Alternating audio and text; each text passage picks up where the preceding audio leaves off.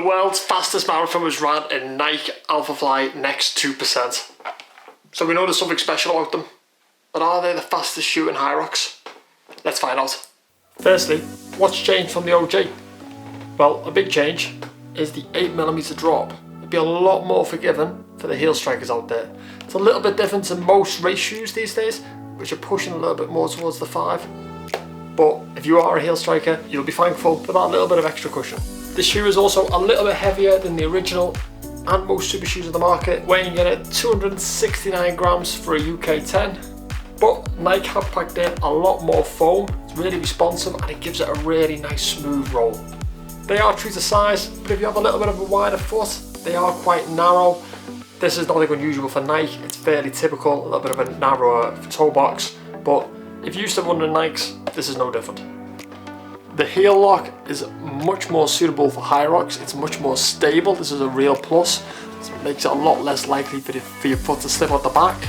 The Atom Knit's also the same, so your foot really won't move much in there, which is great. The downside of this shoe is it's a booty style. It makes it a little bit more difficult to get a real lockdown on those laces. So, a bit of a downside. It is a pure racing shoe. It's built to run half marathons and marathons, but is it built for Hyrox? I find it a comfortable shoe and it's fast, but it's not as aggressive as some of the other shoes on the market.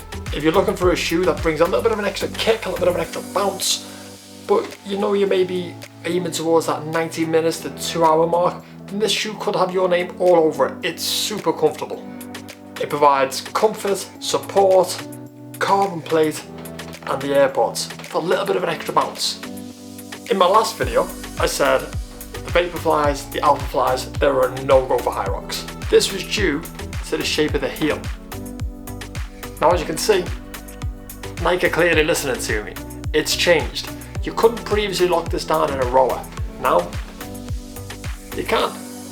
Ideal.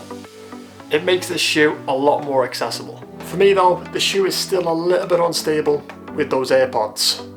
I want to feel a little bit closer to the ground, a little bit better connected for those lunges, for balance and stability, and for the all-important sleds. I consider myself a heavier athlete for Hyrox, so I think with the sled push, with the grip on these, you can get away with it. You're really driving your weight into the sled and pushing down. The grip's pretty good here, but it's not ideal. For me, the sled pull, it's just a no-go. It doesn't quite hit the criteria I'm looking for in that station. That being said, Hyrox is a 50% running race, and these shoes are going to be great for well over 50% of the race. But for around £275, it's an extremely expensive pair of super shoes that doesn't tick all the boxes for me. If you are looking for more information on which trainers get a thumbs up from me and which ones to avoid, then check out my previous video. It gives you an overview of a few different trainers, and hopefully it'll be a good guide. Check the link in the description. Do me a favour, hit that subscribe, hit that like, share it with your friends.